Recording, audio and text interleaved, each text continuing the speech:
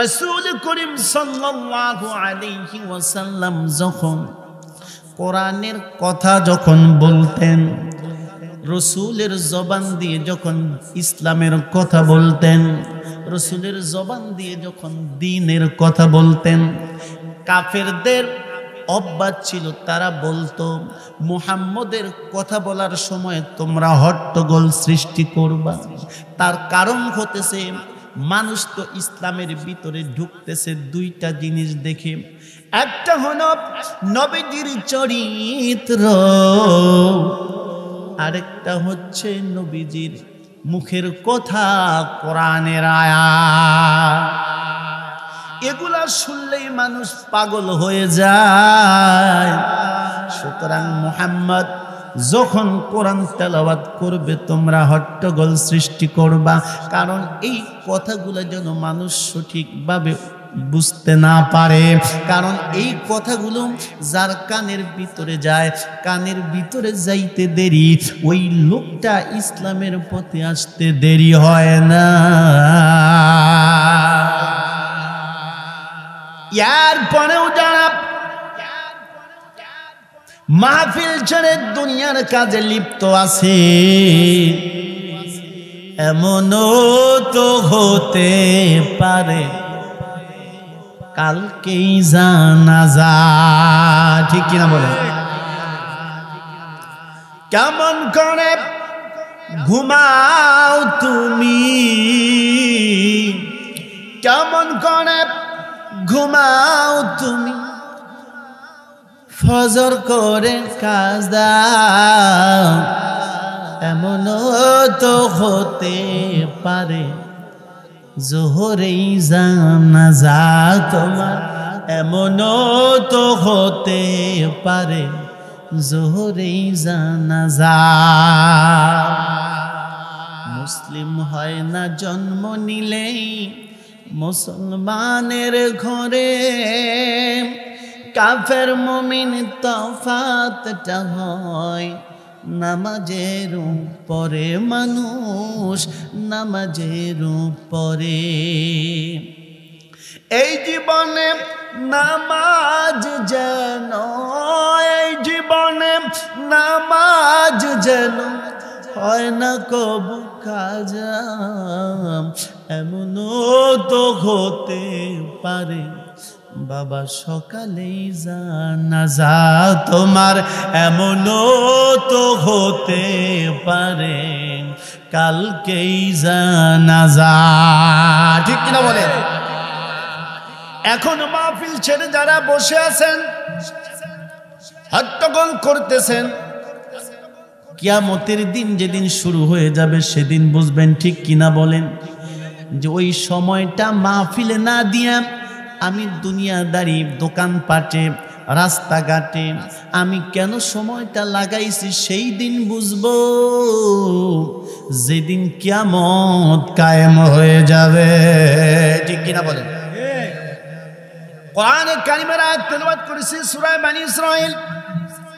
আল্লাহ রাব্বুল আলামিন কোরআনে কারিমের ভিতরে বলছেন, ওয়া কাদা রাব্বুকা আল্লা তা'বুদু ইল্লা ইয়াহু ওয়া বিল ওয়ালিদাইনি ইহসানা ইম্মা ইয়াবলুগান্না ইনদাকাল কিবার أحدهما أو كلاهما فلا تقل لهما أف ولا تنهرهما وقل لهما قولا كريما। আল্লাহ তাআলা কোরআন কারীমের ভিতরে বলেন, আল্লাহ তাআলার পক্ষ থেকে ফয়সালা হয়ে গেছে। ফয়সালাটা কি? আল্লাহ তা'বুদু ইল্লা ইয়াহু, আল্লাহ ছাড়া আর কারো গোলামি করা যাবে না, আল্লাহ ছাড়া আর কারো দাসত্ব করা যাবে না, আল্লাহ ছাড়া আর কারো বন্দেগী করা যাবে না। এটা আল্লাহর পক্ষ থেকে ফয়সালা নির্ধারিত হয়ে গেছে আমাদের জন্য। করা যাবে আল্লাহ ছাড়া আর কার ইবাদত করা যাবে, আল্লাহ ছাড়া কারোর সামনে মাথা নত করা যাবে, আল্লাহ ছাড়া কারো সামনে সেজদা করা যাবে, আল্লাহ ছাড়া কাউকে ইলাহা বলে ডাকা যাবে। আমার হায়াতের মালিক কে? রিজিকের মালিক কে? সব কিছুর মালিক হচ্ছে আল্লাহ। ঠিক কিনা বলেন? আল্লাযী খালাকানি ফাহুয়া ইয়াহদিন। আল্লাহ তাআলা আমাকে সৃষ্টি করেছেন, আর সৃষ্টি করার পরে আমার হিদায়াত, আমার সঠিক পথের ব্যবস্থাও আল্লাহ আমাকে করে দিয়েছেন। ঠিক কিনা বলেন? সৃষ্টি করেই ছেড়ে দেন নাই। আমি কিভাবে চলবো, কোথায় চললে, কোন পথে চললে আমি জান্নাত পাবো, কোন পথে চললে আমি জাহান্নামে যাব, এই পথটাও আল্লাহ তাআলা আমাদের জন্য ক্লিয়ার করে দিয়েছেন। ঠিক কিনা বলেন? আল্লাহ রাব্বুল আলামিন কোরআনে কারীমের ভিতরে বলেন, আল্লাযী হুয়া ইউতঈমুনি ওয়া ইয়াসকিন। আল্লাহ বলেন আমি তোমাদেরকে খাওয়াই। ঠিক কিনা বলেন? আমি তোমাদের খাওয়াই, আমি তোমাদেরকে পান করাই। সুতরাং তোমাদের উচিত কি? আমি যে তোমাদের খাওয়াই, পান করাই, এই জন্য আমি তোমাদের কাছে কি চাই? আল্লাহ তো অবশ্যই আমাদেরকে দুনিয়ায় পাঠিয়েছেন, কারণ আছে কিনা বলেন? আছে না? কারণটা কি? আল্লাহ কোরআনে তাও বলে দিয়েছেন, মা খালাকতুল জিন্না ওয়াল ইনসা ইল্লা লিয়াবুদুন। আমি একমাত্র সৃষ্টি করেছি। এখানে বলছেন মা খালাকতুল জিন্না ওয়াল ইনস, আমি মানুষ এবং জিন বানাই নাই, ইল্লাহা বানাইছি লিয়াবুদুন, আমার গোলামি করার জন্য, আমার বন্দেগী করার জন্য, আমার ইবাদত করার জন্য। এখন বলতে পারেন হুজুর ইবাদতের জন্য বানাইছে, তাহলে কাজ কাম ছেড়ে দিব? আল্লাহ কি বলছেন? فَإِذَا قُضِيَتِ الصَّلَاةُ فَانتَشِرُوا فِي الْأَرْضِ وَابْتَغُوا مِنْ فَضْلِ اللَّهِ। নামাজ শেষ, এখন তুমি ফিল্ডে চলে যাও। নামাজ তোমার শেষ, যে দোকানদারি করো দোকানে চলে যাও, বরকত হবে। নামাজ তোমার শেষ হয়ে গেছে, যে ব্যক্তি চাকরি করো চাকরিতে চলে যাও। নামাজ শেষ হয়ে গেছে, তুমি ভ্যান চালাও, ভ্যান নিয়ে বের হয়ে যাও। নামাজ তোমার সমাপ্ত হয়ে গেছে, এখন যদি তুমি ভ্যান যদি চালাও, নামাজ শেষ হয়ে গেছে। এখন তুমি যদি ড্রাইভারি করো, চাকরি করো, ধানের গোসা যদি লাগাও, আল্লাহ রাব্বুল আলামিন বলেন ওই ধানের গোসা লাগানো তোমার আমলনামায় সওয়াব হতে থাকবে। আর যদি তুমি আল্লাহর হুকুমকে লঙ্ঘন করিয়া, আল্লাহর হুকুমকে লঙ্ঘন করিয়া যদি নামাজকে ছেড়ে দিয়া যদি তুমি যত ভালো ইবাদত তুমি করো না কেন, আল্লাহ রাব্বুল আলামিন বলেন তোমার কোনো আমল আমি আল্লাহর কাছে গ্রহণযোগ্য হবে না। নামাজ ছেড়ে দিয়ে ব্যবসা করবা, ব্যবসা করা হারাম। নামাজ ছেড়ে দিয়ে রোয়া লাগাবা, ওই রোয়া লাগা তোমার জন্য হারাম। নামাজ ছেড়ে দিয়ে তুমি কোরআন তেলাওয়াত করবা, কোরআন তেলাওয়াত করা তোমার জন্য জায়েজ না। নামাজ ছেড়ে দিয়ে চাকরি করবা, ওই চাকরি করাও তোমার জন্য জায়েজ না। আগের নামাজ নবীজি বলেন আউয়ালু মা ইউহাসাবু বিহিল আবদু ইয়াউমাল কিয়ামাতিস সালাম, কিয়ামতের দিন সর্বপ্রথম তোমার নামাজের হিসাব হইবে। তাহলে আল্লাহ বলেন আগে আমার গোলামি করো। আমার গোলামি করলে আবার লাভটা কি?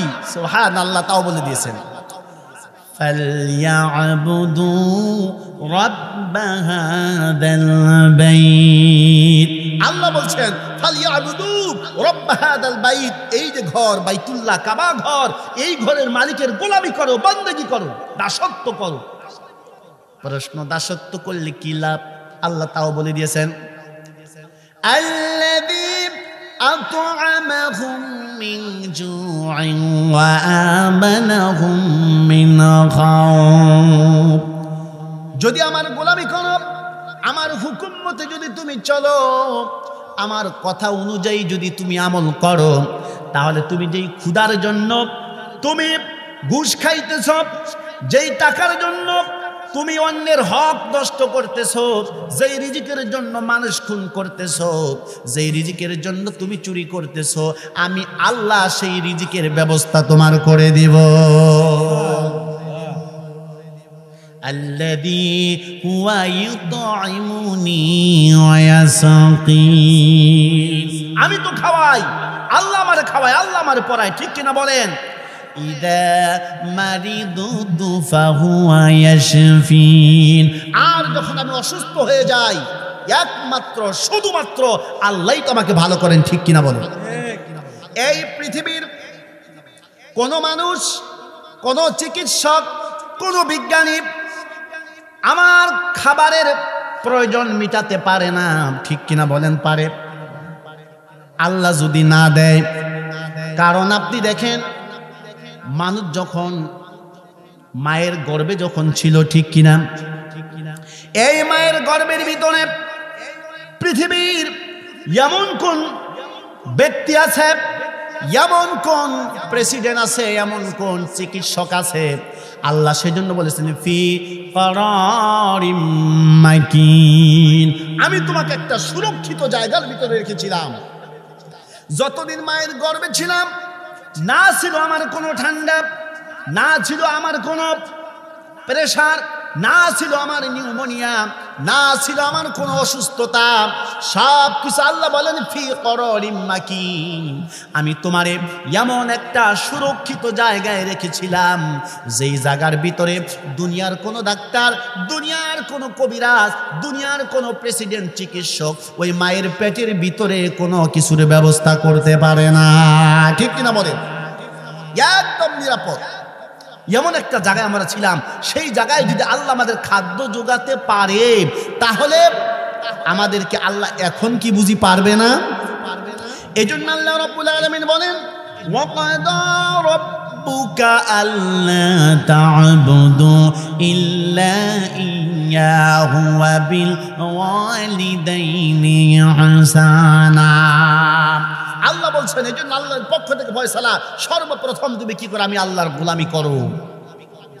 আপনি ঘর থেকে বের হলেন, বিসমিল্লাহ বলে বের হলেন, রাস্তার ডান পাশ দিয়ে আপনি যাবেন, কষ্টকর কোনো বস্তু আপনি পেলেন, রাস্তা থেকে সরাইয়া দিলেন, সেটা কাটা হোক, মানুষের ক্ষতিকর কোনো বিষয় হোক, এইটা আপনি সরাইয়া দিলেন, আল্লাহ রাব্বুল আলামিন বলেন তোমার আমল নামায় ইবাদতের সওয়াব লেখা হয়ে যাবে।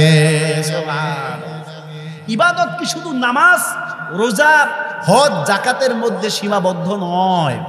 বুঝাইতে পেরেছি?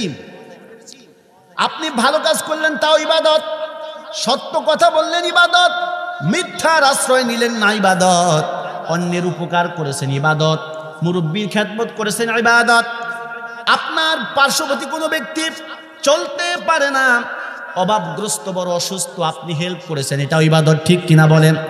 আল্লাহ রাব্বুল আলামিন এইটা কিন্তু বলেন নাই শুধু নামাজ, হজ, যাকাত, এই কয়েকটা আমল করলে ইবাদত, বাকিগুলো আর ইবাদত হিসাবে গণ্য নয়, তা কিন্তু না, ঠিক কিনা বলেন? প্রত্যেকটা নামাজের পরে প্রত্যেকটা শরীয়ত সম্মত যত কাজ আছে সবগুলো ইবাদতের শামিল, ঠিক কিনা বলেন? মায়ের খেদমত করা ইবাদত, আত্মীয় স্বজন আপন যারা আছে তাদের খোঁজ খবর নেওয়া ইবাদত। কি সুন্দর, আত্মীয় স্বজনকে আপনি খাওয়ালেন, তাও ইবাদত। আপনি চলতে চলতে হোঁচট খেয়ে পড়ে গেছেন, আল্লাহর নবীজি বলেন কোন বান্দা যখন আপনি রাস্তা দিয়ে চলতেছেন, হোঁচট খেয়ে পড়ে গেছেন, যে একটু ব্যথা পাইছেন, এই ব্যথা পাওয়ার কারণেও আপনার আমল নামায় আল্লাহ রাব্বুল আলামিন সওয়াব লিখে দিয়েছেন। সুবহানাল্লাহ। এরপরে আপনি হঠাৎ করে আপনি জ্বরে আক্রান্ত হয়ে গেলেন, আল্লাহর নবীজি বলেন যখন কোনো বান্দা জ্বরে আক্রান্ত হয়ে যায়, এই এক রাত্রির জ্বর আল্লাহ রাব্বুল আলামিন তোমার গুনাহগুলোকে মাফ করে দেয়। সুবহানাল্লাহ। দেখছেন নি? আল্লাহ রাব্বুল আলামিন বলেন আমি আল্লাহর গোলামি করবা, আমি আল্লাহর গোলামির পরে গোলামিটা কিভাবে করতে হবে আবার জেনে বুঝে করতে হবে, ঠিক কিনা বলেন? আমরা নামাজ পড়ি, এটা কিন্তু যাই না বুঝা তারপরে কিন্তু করতে হবে। শুধু নামাজ পড়লেই হবে না, সেজদা দিলেই হবে না, আবার জেনে বুঝে করতে হবে। ঠিক কিনা বলে? এক লোক নামাজ পড়তেছিল, আমি জিজ্ঞেস মানে ওখানে পাশে, তো এই মোরগটা দেওয়ালের সাথে একটা ওই দড়ি দিয়া বেঁধে রাখছে। বেঁধে রাখার পরে লোকটা নামাজ পড়তেছে, আমি পার্শ্বে বসা। নামাজ 2 রাকাত চলে গেছে, 4 রাকাত সুন্নাত। হঠাৎ করে ওই মোরগটা লাফ দিছে। এখন এই মুরব্বী নামাজকে ছেড়ে দিয়ে বলতেছেন কি জানেন? নামাজ পড়তেছেই মোরগকে বলতেছে, মোরগ যতই লাফালাফি করো এমন ভাবে বেঁধেছি আজকে ছুটার আর কায়দা নাই তোমার। আল্লাহু আকবার। এই নামাজ কি আল্লাহ গ্রহণযোগ্য হিসেবে কবুল করবেন? অবশ্যই না। কারণ যে ইবাদতটা আমি করব সেটা গ্রহণযোগ্য হয় আল্লাহর যেভাবে আমাদেরকে ইবাদত করতে বলেছেন সেইভাবে করতে হবে। ঠিক কিনা বলে? তাহলে ওই আল্লাহ বলছেন আমি আল্লাহর গোলামি করো। আর কি করো? আমার গোলামির পরে আরেকটা গুরুত্বপূর্ণ ইবাদত তোমাদের আছে, সেটা কি? ওয়াবিল ওয়ালিদাইনি ইহসানা। আর বাবা মায়ের সাথে ইহসান করো। বাবা মায়ের সাথে কি করতে হবে? ইহসান করতে হবে। এখন আমরা যখন দুনিয়া আসি আমাদের 3টা সিস্টেম আমাদের হয়। এক হচ্ছে আমরা যখন কৈশোর ছোট, আর যখন আমরা যৌবন পাই, যৌবন প্রাপ্ত হই, এরপর আমাদের যখন মানে বৃদ্ধ অথবা বৃদ্ধা হয়ে যায়, এই 3টা সিস্টেম আমাদের জীবনে আসে। ঠিক কিনা বলে? যখন আমরা মায়ের পেটের ভিতরে ছিলাম আল্লাহ রাব্বুল আলামিন আমাদেরকে সেই ফজিলত সম্পর্কে দেখেন কি বলছেন। বাবা মার সম্মান আল্লাহ তাআলা দিয়েছেন, ইসলাম দিয়েছেন। ঠিক কিনা বলেন? আজকে এই বাবা মার কদর নাই, সম্মান নাই, খেতে দেয় না। ঠিক কিনা বলেন? আল্লাহ রাব্বুল আলামিন বলেন, যখন তুমি মায়ের যখন গর্ভে ছিলা, মায়ের গর্ভে 10 মাস 10 দিন অথবা 9 মাস 9.5 মাস যাই তুমি থাকো না কেন, এই 10 মাস 10 দিন গর্ভে ধরার কারণে মা 10 মাস 10 দিন দিনের বেলায় আল্লাহর রাস্তায় রোজা রাখলে যে সওয়াব হতো, আল্লাহ রাব্বুল আলামিন বলেন মায়ের আমল নামায় সেই রোজার সওয়াব আমি আল্লাহ দিয়ে দেই। সুবহানাল্লাহ। মায়ের আমল নামায় সেই রোজার সওয়াব দিয়ে দেওয়া। এরপরে রব্বুল আলামিন বলতেছেন, শুধু তাই না, নবীজি বলেছেন ওই মা 10 মাস 10 দিন রাতের বেলায় নফল নামাজ পড়লে যেই সওয়াব হতো, আমি আল্লাহ মায়ের আমল নামায় নফল নামাজ আদায়ের ইবাদতের সওয়াব তার আমল নামায় লিখে দেয়। সুবহানাল্লাহ। দেখছেন নি এত মর্যাদা, এত ফজিলত আল্লাহ তাআলা দিয়েছেন। এরপরে সন্তানটা মায়ের পেটের ভিতরে নড়াচড়া করে, কষ্ট পায়। আল্লাহ রাব্বুল আলামিন বলেন সন্তান নড়াচড়া করলো, মা যে কষ্ট পেল, এই কষ্ট পাওয়ার কারণে এরপরে যখন রব্বুল আলামিন বলেন এই সন্তান যখন দুনিয়ার জমিনে যখন ভূমিষ্ঠ হলো, আল্লাহ রাব্বুল আলামিনের রাসূল বলেছেন মা যে দুনিয়ার জমিনে একটা সন্তানকে প্রসব করলো, মা ওই জিহাদের ময়দানের ভিতরে যেরকম রক্ত দেয় শহীদেরা, মার শরীর থেকে সেই পরিমাণ রক্ত নির্গত হয়ে যায়। একটা মানুষ, বিজ্ঞান বলছে একটা মানুষ 45 ইউনিট কষ্ট সহ্য করতে পারে। তার বাহিরে কষ্ট সহ্য করা বড় কঠিন, কিন্তু মা যখন একটা সন্তানকে দুনিয়ার জমিনে যখন প্রসব করলো, বিজ্ঞান বলছেন ওই মায়ের কষ্টটা হয় 57 ইউনিট। যেইটার কষ্টের পরিমাণ কি বিজ্ঞান বলছে 10টা হাড় ভাঙলে যেই কষ্ট হয়, মা একটা সন্তান প্রসব করার কারণে মা সেই পরিমাণ কষ্ট ভোগ করে। এরপরেই মা দুনিয়ার জমিনে একটা সন্তানকে প্রসব করল। প্রসব করার পরে এই মা 2টা বছর ওয়াসাইনাল ইনসানা বিওয়ালিদাইহি হামালাতুহু উম্মুহু ওয়াহানান আলা ওয়াহনিন ওয়া ফিসাদুহু ফি আমাইন। মা বড় কষ্ট করেছে, সন্তানকে গর্ভধারণ করেছে। এরপরে যখন প্রসব করল, প্রসব করার পরে 2-2.5 বছর এই আল্লাহর বান্দি দুধ খাওয়াইছে। রাসূল বলছেন, যখন কোনো মা এই যে সন্তানকে দুধ খাওয়ালো, প্রত্যেক দুধের যেই ফোঁটার বিনিময়ে আল্লাহ রব্বুল আলামিন তার আমল নামায় একটি করে নেকি লিখে দেন। সুবহানাল্লাহ। আর যে মাকে কষ্ট দিয়েছি পেটের ভিতরে, মা যেই ব্যথা পেয়েছে, আমরা কোনো কারণে যে মাকে কষ্ট দেই, দুনিয়ার জমিনে আসার পরেও যে কষ্ট দেই, ওই কষ্টর কারণে 700 গোলাম আজাদ করলে যেই পরিমাণ সওয়াব হয়, মায়ের আমল নামায় আল্লাহ রব্বুল আলামিন সেই পরিমাণ সওয়াব লিখে দেন। কত সম্মান আল্লাহ তাআলা মর্যাদা মাকে দিয়েছেন, ঠিক কিনা বলেন? এই মা দুনিয়ার জমিনে একটা সন্তানকে প্রসব করল। প্রসব করার পরে আল্লাহর নবীজি বলছেন, মা যদি সন্তানকে প্রসব করতে গিয়া যদি মা মারা যায়, তাহলে ওই মায়ের মর্যাদা শহীদের মর্যাদা দিয়া দেয়। আল্লাহর রাস্তায় শহীদ হলে যে সম্মান, মা যদি সন্তানকে প্রসব করতে গিয়া যদি মারা যায়, আল্লাহ রব্বুল আলামিন তার আমলনামায় শহীদের মর্যাদা দিয়া দেয়। এমন মর্যাদা আল্লাহ তাআলা এই মাকে দিয়েছেন।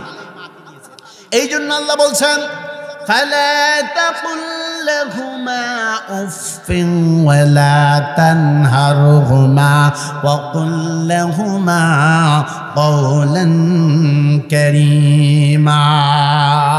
খবরদার এই বাবা মায়ের সাথে সম্মানজনক কথা বলবা, উপ শব্দও যেন তাদেরকে না বলো, কারণ উপ শব্দ যদি বলো তাহলে আল্লাহ রব্বুল আলামিন এই উপ শব্দটাও বলতে কি করেছেন? নিষেধ করেছেন। এটা কে বলেছে বলেন? আল্লাহ রব্বুল আলামিন, তিনি আমাদেরকে এই হুকুমটা করেছেন। এরপর আরো শোনেন, মা যে সন্তানকে প্রসব করল, আল্লাহর নবীজি বলেন, কোন সন্তান যদি বাবা মা বেঁচে থাকতে যদি কোনো সন্তান মারা যায়, আল্লাহ রব্বুল আলামিন বলেন, এই জন্য আমি আল্লাহ রব্বুল আলামিন ওই বাবা মাকে রহমতের কোলে তাকে লালন পালন করি, জান্নাতের ভিতরে করব। সুবহানাল্লাহ। দেখছেন নি? এরপরে কোন সন্তান যদি দুনিয়ার জমিনে যদি আসার পরে যদি মারা যায়, আল্লাহ রব্বুল আলামিন বলেছেন, মা তুমি ধৈর্য ধারণ করো, ও বাবা তুমি ধৈর্য ধারণ করো, কাল কিয়ামতের ময়দানে আল্লাহ রব্বুল আলামিনের রাসূল বলেছেন, প্রজাপতির মতো এই ছোট ছোট বাচ্চারা ঘোরাফেরা করবে, আল্লাহকে বলবে, আল্লাহ আমার বাবা মাকে আমি তো দুনিয়ার জমিনে দেখি নাই, আজকে আমার বাবা মা কোথায়? আল্লাহ বলবে, যাও ওই যে তোমার বাবা মা। হাদিসের ভিতরে আসছে, নবীজি বলেন, এই প্রজাপতির মতো বাচ্চাগুলো বাবার কাপড় টেনে ধরবে, মায়ের কাপড় টেনে ধরবে, বলবে, আল্লাহ। আল্লাহ বলবে, কি বলো, তুমি কি চাও? কই যে আমার মায়ের কাপড়ে ধরেছি, আমার বাবার কাপড় টেনে ধরেছি, যতক্ষণ পর্যন্ত তাদেরকে জান্নাতে না দিবা ততক্ষণ পর্যন্ত আমরা ছাড়ছি না। সুবহানাল্লাহ। এবার দেখি শুনি তো কার কার বাচ্চা মারা গেছে, যারা বিয়ে করছেন এরকম আছে কি এখানে? যে আমার ছেলে মারা গেছে অথবা মেয়ে মারা গেছে, আছে? আলহামদুলিল্লাহ। এক আল্লাহর বান্দা বিয়ে করবে না। হঠাৎ করে একদিন মুরিদদেরকে বলতেছে, বাবার আমি বিয়ে করব। মুরিদরা বলতেছে, ব্যাপার বুঝলাম না, আপনি বিয়ে করতে চাইলেন না, আবার হঠাৎ করে বিয়ে করলেন, বিয়ে করবেন? কয়, হ, কারণ আছে। এবার বিয়ে করলেন, বিয়ে করার পরে একটা বাচ্চা হলো, ওই বাচ্চাটা মারা গেল। বিবিকে বলতেছে, প্রাণের বিবি শোনো, ও প্রাণের বিবি শোনো, আমি তোমাকে বিয়ে করেছিলাম, এখন একটা সন্তান হয়েছে, এই সন্তানটা আবার মারা গিয়েছে, এখন তুমি যদি চাও ইচ্ছা করলে তুমি থাকতে পারো, আর যদি তুমি বলো না আমি থাকবো না চলে যাবা, তাহলে আমি তোমাকে তালাক দিয়ে দিতে পারি, ছেড়ে দিতে পারি। কারণ কি? কারণ হলো তিনি বলতেছেন, আমি হঠাৎ করে একদিন স্বপ্নের যুগে চলে গেছি, স্বপ্নে দেখতেছি পুলসিরাত আমার সামনে, পুলসিরাতের ভিতরে হাজার হাজার মানুষগুলো পার হয়ে যাইতেছে, তাদের ছোট সময় যেই বাচ্চাগুলো দুনিয়ার জমিন থেকে চলে গেছে, এই ছোট ছোট বাচ্চাগুলা তাদেরকে হাত ধরিয়া ধরিয়া তাদের নিজ নিজ বাবা মাকে জান্নাতে নিয়ে যাইতেছে। আমার বড় কষ্ট লাগলো, আমি এখন পর্যন্ত বিয়ে করি নাই, তাহলে কত বড় ফজিলত থেকে আমি বঞ্চিত হয়ে গেলাম। ঘুম থেকে উঠিয়া আমি প্রতিজ্ঞা করলাম আমি বিয়ে করব, আর আল্লাহ যদি আমাকে একটা সন্তান দেন, আর এই সন্তানটা যদি দুনিয়া থেকে চির বিদায় হয়ে চলে যায়, তাহলে আমি এই মর্যাদার অধিকারী হয়ে যাব। এই জন্য আমি বিয়ে করেছি। সন্তান হলো, ওই সন্তানটা দুনিয়া থেকে বিদায় হয়ে চলে গেলে, এই জন্য যাদের সন্তান দুনিয়ার জমিন থেকে চির বিদায় হয়ে কবরের জমিনে চলে গেছে, কাল কিয়ামতের ময়দানে রাসূল বলছেন, ইয়া আইয়ুহাত তিফলুর রাগিবু রাব্বাহু দুখুল আবাওয়াইকাল জান্নাহ। কাল কিয়ামতের ময়দানে এই সমস্ত ছোট ছোট বাচ্চাদের জিদ থাকবে, দুনিয়ার জমিনে যেরকম জিদ থাকে, বাবা সরব না, বাবা তুমি এইটা করো আমি করব না, বাবা ওখানে তুমি যাও আমি যাব না। কাল কিয়ামতের ময়দানে জিদ করবে আল্লাহ, যতক্ষণ পর্যন্ত তুমি আমার আব্বা এবং আম্মাকে জান্নাত না দিবা, ততক্ষণ পর্যন্ত আমি সরব না। তাহলে যাদের ছোট বাচ্চা মারা গেছে, অসন্তুষ্ট হওয়ার কিছু নেই, ঠিক কিনা বলেন? কিয়ামতের ময়দানে এই মাসুম বাচ্চারা আপনাদেরকে আল্লাহর কাছে সুপারিশ করে যাদের মারা গেছে তাদেরকে জান্নাতে নিয়ে যাবে। সুবহানাল্লাহ। এই জন্য যাদের বাবা মা গেছে, কাল কিয়ামতের ময়দানে আল্লাহ রাব্বুল আলামিন বলছেন, শোনো, যাদের বাচ্চা মারা গেছে, ফেরেশতাদেরকে আল্লাহ বললেন, ও ফেরেশতারা আজরাইল, তুমি আমার বান্দার জান কবজ করে নিয়ে আসলা। জি। তুমি আমার আল্লাহ বলতেছো, ফেরেশতা তুমি কি আমার বান্দার কলিজার টুকরা সন্তানকে জান কবজ করে নিয়ে আসলা? যে হ্যাঁ। তাহলে ওই বান্দা কি বলেছে?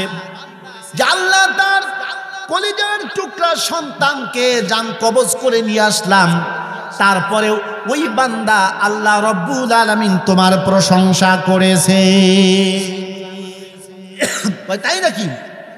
কয় শোনো ফেরেশতারা, যার কলিজার টুকরা সন্তানকে জান কবজ করার পরেও যখন অসন্তুষ্ট হয় নাই, বরং আমি আল্লাহর প্রশংসা করেছে, ইন্না লিল্লাহি ওয়া ইন্না ইলাইহি রাজিউন। এরপরেও যেই সমস্ত বাবা মা আমি আল্লাহর প্রশংসা করেছে, সন্তান হারানোর কারণে বেহুশ হয়ে যায় নাই, আল্লাহর উপরে ধৈর্য ধারণ করেছে। আল্লাহ তোমার দেওয়া সম্পদ তুমি নিয়েছো, আমানত হিসেবে দিয়েছিলা, তুমি নিয়েছো, আল্লাহ তোমার শুকরিয়া আদায় করি। ইন্না বলেন, ইন্না লিল্লাহি ওয়া ইন্না ইলাইহি রাজিউন। আল্লাহ বলেন, শোনো ফেরেশতা, যেই বান্দার সন্তান হারানোর কারণে এরপরও আমি আল্লাহরে ভুলে নাই, আমি আল্লাহর প্রশংসা করেছে, সুতরাং ও ফেরেশতা, জান্নাতের ভিতরে আমার ওই সন্তানের, আমার ওই বান্দার বাবা মায়ের জান্নাতের ভিতরে একটা প্রাসাদ নির্মাণ করে দাও, আর ওই প্রাসাদের ভিতরে লিখে দাও বাইতুল হাম। এইটা হচ্ছে প্রশংসার ঘর। এই জন্য যাদের সন্তান বাবা মা বেঁচে থাকতেই মারা গেছে, আপনি হতাশ হবেন না, আপনার কপালটা বলো ভালো। কিয়ামতের ময়দানে আপনার কোনো আমলে যদি ত্রুটি থাকে, এই সন্তানগুলো আল্লাহর দরবারে সুপারিশ করে অবশ্যই অবশ্যই জান্নাতের টিকিট আপনাকে এনে দিবে। সুবহানাল্লাহ। হতাশ হওয়া যাবে? হতাশ হওয়া যাবে না। আল্লাহ রাব্বুল আলামিন বলেন, কোরআন কারিমের ভিতরে বলেন হতাশ হয়ো না, আমি আবার কাউকে ছেলেও দেই মেয়েও দেই, এগুলা নিয়ে হতাশ হয়ো না। আল্লাহ বলেন ইয়াখলুকু মা ইয়াশা, আমার যা মন চায় আমি তাই সৃষ্টি করি। ইয়াহাবু লিমান ইয়াশাউ ইনাথা ওয়া ইয়াহাবু লিমান ইয়াশাউ যুকুর, আমি কাউকে ছেলে দেই কাউকে আবার মেয়ে দিই। আবার কি করি আও ইউযাওয়িজুহুম যুকরানান ওয়া ইনাথা, আবার কাউকে ছেলে মেয়ে দুটাই দিই। কাউকে ছেলে মেয়ে কি করি দুটাই দিই। আবার কাউকে কি করি আকিমা, আবার কাউকে আমি বন্ধা করি। এগুলা সব কে করেন? আল্লাহ করেন। হতাশ হওয়ার কিছু নাই। যার ছেলে নাই রাসূল করিম সাল্লাল্লাহু আলাইহি ওয়াসাল্লাম বলেন যাদের সন্তান মারা গেছে এরকম তো ফজিলত। কোন মানুষের গর্ভপাত হয়ে যায়, ঠিক কিনা বলেন? দুনিয়ায় মৃত বাচ্চা জন্মগ্রহণ করে কিনা? আল্লাহর নবীজি বলেন, আল্লাহ বলেন নবীজিকে বলেন নবীজি আপনি শোনায়া দেন ওই মানুষগুলাকেও কিয়ামতের ময়দানে আল্লাহ রব্বুল আলামিন ওই গর্ভপাত সন্তানের উসিলায় সে জান্নাতে চলে যাবে। সুবহানাল্লাহ। তাহলে বাবা মা যে আমাদেরকে প্রসব করে, আমাদের গর্ভ ধারণ করে, এই জন্য কতটা ফজিলত, কতটা সম্মান আল্লাহ দিয়েছেন, ঠিক কিনা বলেন? এরপরে এই সন্তান দুনিয়ার জমিনে যখন মা প্রসব করলো, হাদিসের ভিতরে আসছে কি প্রসব করার পরে সর্বপ্রথম তাহনিক করা লাগবে। তাহনিক বোঝেন তো? তাহনিক বোঝেন? তাহনিক আপনারা বোঝেন না। সর্বপ্রথম আপনি তো যখন সন্তান আসে ডান কানে আজান, বাম কানে কি দেওয়া লাগবে? ইকামত। ডান কানে আজান, বাম কানে ইকামত। বাম কান দিছেন কি? আপনাদের কারো দিছে এরকম বলতে পারেন যে দিছে? আমার সময় মনে হয়